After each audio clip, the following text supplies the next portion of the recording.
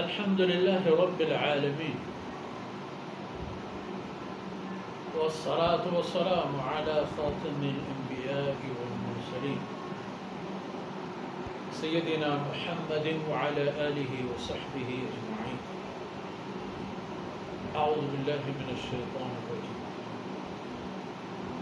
وإذا النفوس زوجت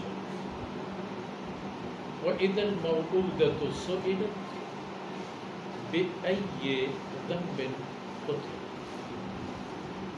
سبحانك لا علم لنا إلا ما علمتنا إنك أنت العليم الحكيم. رب اشرح لي صدري ويسر لي أمري واحلل عقدة من لساني يفقهوا قولي واجعل لي وزيرا من أهلي رب زدني علما وارزقنی فہما. ثم اما بعد. میرے عزیز بھائیوں، قابل احترام بہنوں اور پیاری بیٹیوں اور پیارے بچوں، اللہ کی شان دیکھیں.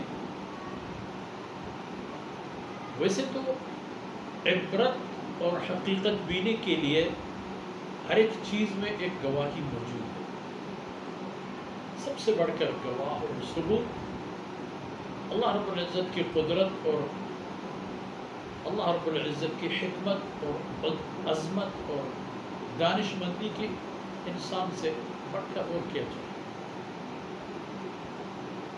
اسی انسان کو اللہ رب العزت نے انسان کو انسان کے سامنے، یعنی سیدنا آدم علیہ السلام کی بات، جتنے بھی انسان دیکھ لیں پیدا ہونے کی صورت میں انسانوں کے سامنے معرض وجود میں آتے ہیں، پلتے ہیں، بڑھتے ہیں اور آگے پھر اگر ان کی جتنی زندگی نصیب میں ہے وہ پا کر حاصل کر کے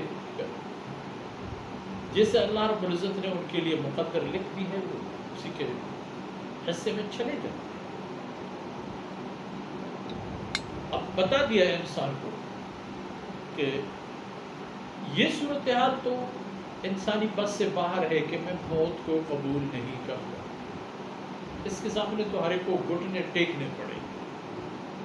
اس سے فرعون نے بھی کوئی راہ فرار نہیں تلاشی.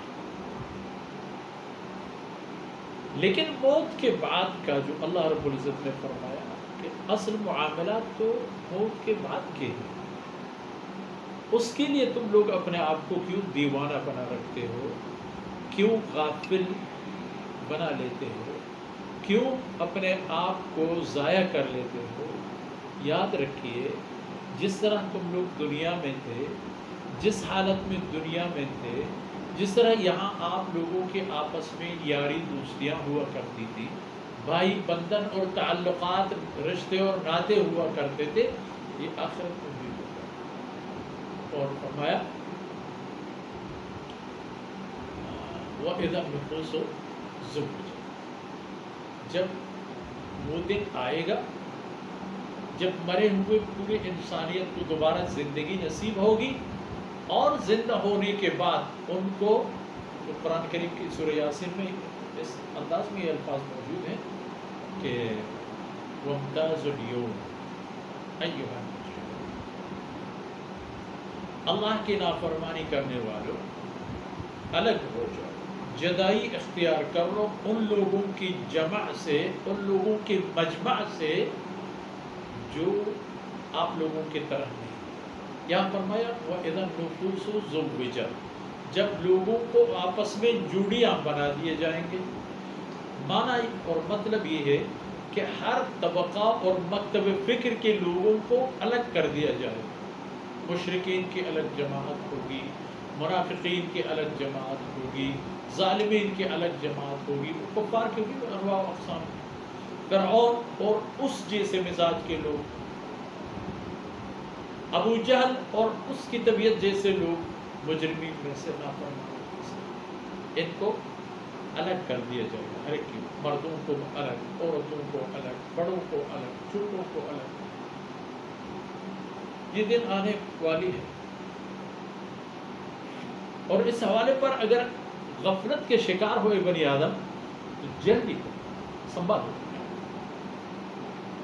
وَإِذَا النُّفُوسُ زُوِّجَتْ، یہ ایک مرحلہ اور ایک حالت ہے جو درپیش ہے بنی نوع انسان کو، اور اس کے ساتھ ساتھ اے بنی آدم، اور چونکہ قرآن کریم کے پہلے مخاطبین، قرآن کریم کے پہلے مخاطبین اور قرآن کے آواز سننے والی پہلی قوم اور جماعت قریش مکہ تھے، ان لوگوں میں بہت ساری خوبیاں بھی تھیں، لیکن اسی قسم کی برائیاں بھی تھیں کہ الحفیظ والعنا، اسلام کے بعد جب وہ سوچ میں پڑھتے تھے تو اسے غمگین ہو جاتے کہ جیسے ابھی زمین پھٹ جائے اور وہ زمین کے اندر چلے جائے۔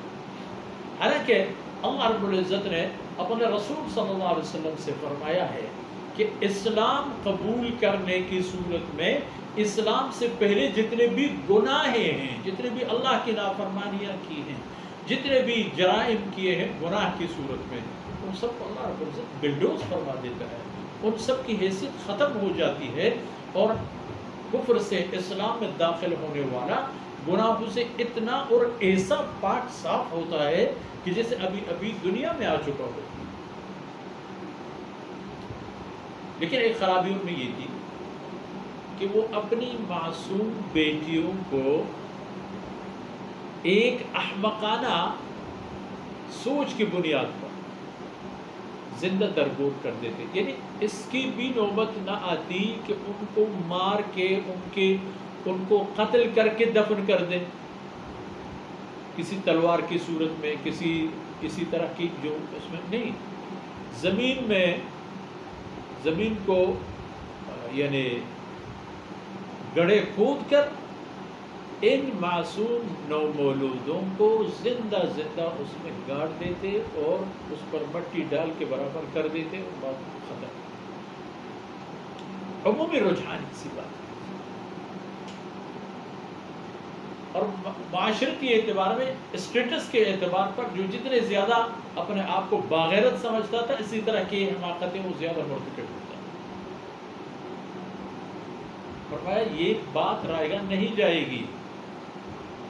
وَإِذَا الْمَوْعُودَةُ سُئِلَتْ، قیامت کے دن جب یہ دوبارہ زندگی لوٹ آئے گی زندہ جانوں میں اور انسانوں میں، انسانیت کو دوبارہ زندہ کر کے جس مقصد کے لیے انہیں پیدا فرمایا گیا تھا، اس مقصد کے حصول کے لیے جب انہیں جمع کر دیا جائے گا تو اِذَا الْمَوْعُودَةُ سُئِلَتْ، اسی وقت اس چھوٹی سی بچی کو، اس زندہ درگور شدہ چھوٹی ننھی منی لڑکی کو پوچھا جائے گا، سئلت، اس سے پوچھا جائے گا، کیا اس سے پوچھا جائے گا؟ بِأَيِّ ذَنبٍ قُتِلَتْ، اے ننھی پری تمہیں کس گناہ کی پاداش میں قتل کیا گیا تھا؟ کیا جرم کیا تھا تم نے کہ وہ لوگ آپ کے خون سے، اپنے آپ کے خون سے تمہیں پیدا کرنے والا، تمہارے پیدا ہونے کے سبب بننے والوں کو کیا تکلیف پہنچتی تھی آپ کے ذریعے سے، جو انہوں نے تمہیں زمین میں گاڑ دیا، دفن کر دیا، ختم کر دیا۔ یہ ایام آ رہے ہیں، ابتدا سے اگر دیکھیں، اذا الشمس طلعت واذا النجوم انکدرت، اور یہاں جو تک آپ نے ابھی آپ کی خدمت میں آیتیں تلاوت کی، اور چند ایک اور حصے ان آیتوں کے اور بھی آنے والی ہیں، ان سب میں یہ باتیں آ رہی ہیں کہ یہ ہونے اور آنے والے ایام کے ساتھ، اور پھر فرمایا کہ قرآن کی حقانیت اور سچائی